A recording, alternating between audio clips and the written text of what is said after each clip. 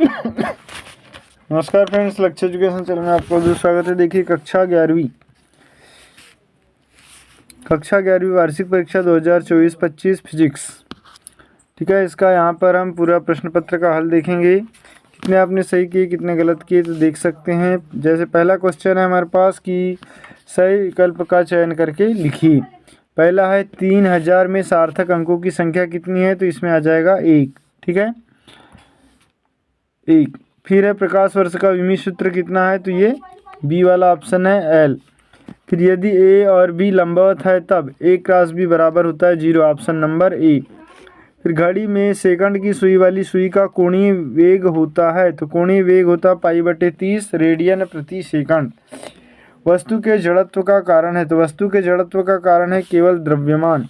फिर घर्षण बल द्वारा किया गया कार्य होता है, तो घर्षण बल द्वारा किया गया कार्य धनात्मक और ऋणात्मक दोनों हो सकता है, ठीक है। इसके बाद हम नेक्स्ट क्वेश्चन देख लेते हैं। प्रश्न क्रमांक 2, रिक्त स्थान की पूर्ति कीजिए।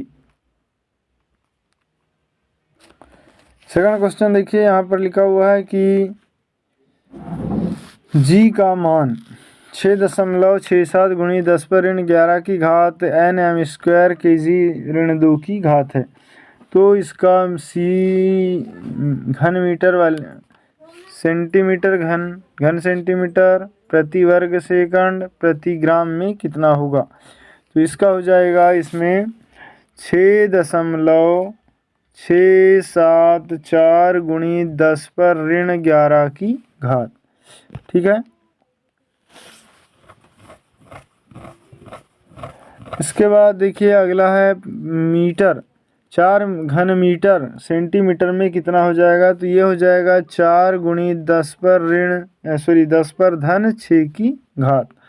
फिर है पृथ्वी तल पर पलायन वेग का मान कितना होता है, तो 11.2 किलोमीटर प्रति सेकंड होता है। फिर गैस के अणुओं की वर्ग माध्य मूल चाल कितनी होती है, तो इसकी वर्ग माध्य मूल चाल होती है फ्रेंड्स वर्गमूल 3kT/m, ठीक है। इसके बाद नेक्स्ट क्वेश्चन, कृत्रिम उपग्रह के अंदर प्रत्येक वस्तु का भार कितना होता है, तो ये 0 होता है। एक आवर्तकाल में चली गई दूरी को खालिस्तान कहते हैं, तो ये कहते हैं तरंगदैर्ध्य, ठीक है। इस तरीके से आपके खालिस्तान कंप्लीट होते हैं। अब देखते हैं नेक्स्ट क्वेश्चन। प्रश्न क्रमांक 3, सही जोड़ी बनाइए। तो सही जोड़ी में देखिए यंग मापांक, तो यंग मापांक का आ जाएगा ये k = -pv/v।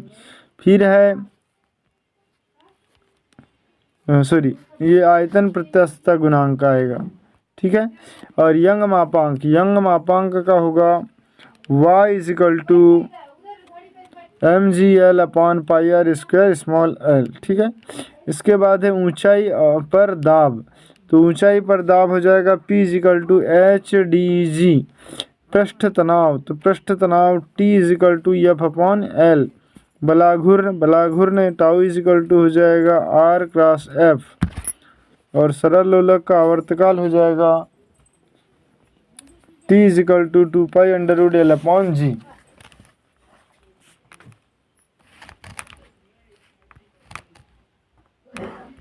अब नेक्स्ट क्वेश्चन देख लेते हैं। प्रश्न क्रमांक 4, एक शब्द या एक वाक्य में उत्तर दीजिए, ठीक है। तो यहाँ पर देखिए एक वाक्य एक शब्द में उत्तर, फर्मी कितने सेंटीमीटर के तुल्य होता है, तो एक फर्मी बराबर होता है 10⁻13 की घात सेंटीमीटर। फिर स्थिति समय ग्राफ की ढाल क्या प्रदर्शित करता है, तो ये वस्तु का वेग, ये दर्शित करता है वस्तु का वेग, ठीक है। इसके बाद है पृथ्वी तल से 100 मीटर ऊंचाई पर रखे 0.5 किलोग्राम द्रव्यमान की पत्थर की गुरुत्वीय स्थितिज ऊर्जा ज्ञात कीजिए। फ्रेंड्स इसका जो सूत्र होता है mgh, इससे आप इसका मान निकाल सकते हैं। फिर भाप की गुप्त ऊष्मा का मान लिखिए, तो गुप्त ऊष्मा होती है किलो जूल प्रति किलोग्राम, ठीक है, किलो जूल प्रति किलोग्राम, ठीक है। इस तरीके से इसको हम लिख सकते हैं। रुद्धोष्म प्रक्रम के लिए ऊष्मागतिकी का प्रथम नियम लिखिए। तो ऊष्मागतिकी का प्रथम नियम कहता है कि रुद्धोष्म प्रक्रम में न तो बाहर से ऊष्मा ली जाती है और न ही उसका ऊष्मा को न तो उत्पन्न किया जा सकता है न ही नष्ट किया जा सकता है। ठीक है, इसके बाद सत्य असत्य देख लेते हैं। तो सत्य असत्य में देखिए, पहला क्वेश्चन, सेकंड लोलक का आवर्तकाल 2 सेकंड होता है, बिल्कुल सत्य है। अप्रगामी तरंगे ऊर्जा का स्थानांतरण करती है, असत्य है। फिर है बर्नौली की ऊर्जा संरक्षण के नियम पर आधारित है प्रमेय, ये भी सत्य है। जल रेत की अपेक्षा जल्दी गर्म होती है, असत्य। बल आघूर्ण सदैव किसी वस्तु के बिंदु सापेक्ष परिभाषित किया जाता है, बिल्कुल सत्य। इस तरीके से सत्य असत्य कंप्लीट होते हैं। बाकी जो क्वेश्चन है ये आपने कर लिए होंगे। तो यदि वीडियो अच्छा लगे तो लाइक कर ले, चैनल को सब्सक्राइब करें और बेल आइकन घंटी को जरूर प्रेस कर दें। Thanks for watching.